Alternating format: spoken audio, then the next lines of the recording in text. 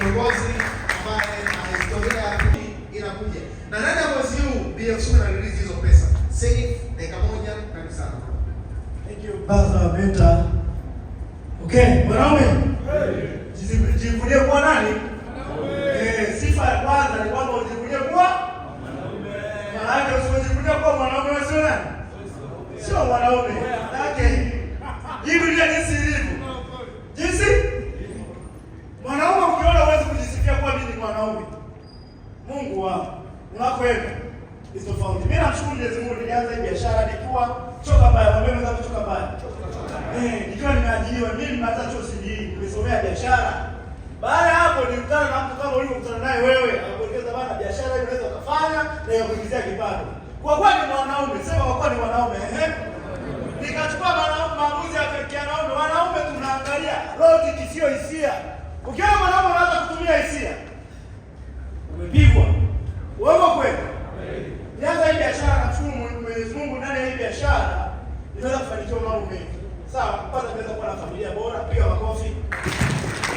Pili nimekuwa na uhuru wa kipato, piga makofi. Tatu nimesafiri nchi mbalimbali, piga makofi. Nne kupitia hii biashara mimi nimeweza kununua gari langu la kwanza la kuzungukia, sema la kuzungukia. Piga makofi. Na kupitia hii biashara namshukuru Mwenyezi Mungu, sasa hivi nimeshinda gari ambayo ni tuzo nzuri BF Suma. Hili gari sio hata shilingi zaidi ya mtaji nilioanza nao biashara na kuwasaidia watu wengine kwa dalili. Ni jambo jema bwana. Jema kabisa. Ila uzuri zaidi ukishakuwa mwanaume, sema ukishakuwa mwanaume. Sifa ya kwanza utakiwi kuonewa huruma. Kabisa. Yaani ukiona mwanaume unahitaji uonewe huruma, ndio uishi. Ndugu yangu kimekulamba, sasa kimekulamba. Sasa nimeshinda safari, nimeshinda gari na namshukuru Mwenyezi Mungu kutokana na viongozi, sema viongozi.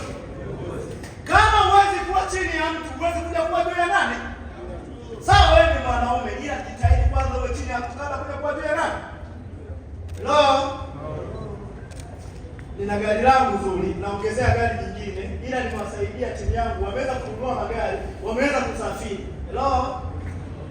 Uzuri hii biashara ukishakuwa mwanaume, ukija kuwa mwanaume unawezekana una mwanamke wa ficha yako, una mwanamke nini? Ukija kukutana mwanamke ambaye ana ficha yako, ambaye anaweza kuanza safari hii. Na mimi na mke nilipata huko ambaye tunawaza jambo hili. Hello. Nimesafiri naye nchi mbalimbali. Sisema nimelipia. Kashinda. Hello. Na unapenda nchi za ugenini. Hivyo. Hivyo. Wakati Yesu wanafikiri wanatupeleka safari, mimi nasema asante kwa kunipa nini. Hello. Sisi tunaelewana. Kwa hiyo wewe ukiwa hapa kama mwanaume, hakikisha unachukua maamuzi. Mwanaume yeyote ni kuchukua nini? Hakuna kitu kingine. Jamani, watu wanaofanya kazi ngumu na za kutisha ni watu gani? Wanaume au wanawake? Gorofa likiwa linawaka moto, wakati wanawake wanakimbia, mwanaume anakimbia kwenye nini? Huyo ndio mwanaume. Ila ukiona na wewe gorofa linawaka, afu naona sema umekali. Ndugu yangu, inabidi uchukue hatua mapema kupima afya nini? Ya akili. Nashukuru Mwenyezi Mungu, asanteni sana. Nawapenda sana. Ila nitafurahi zaidi nikiona tunaambatana wote kwenye safari ya nini? Ya mafanikio. Karibuni sana. Milioni ya mtu. Hello.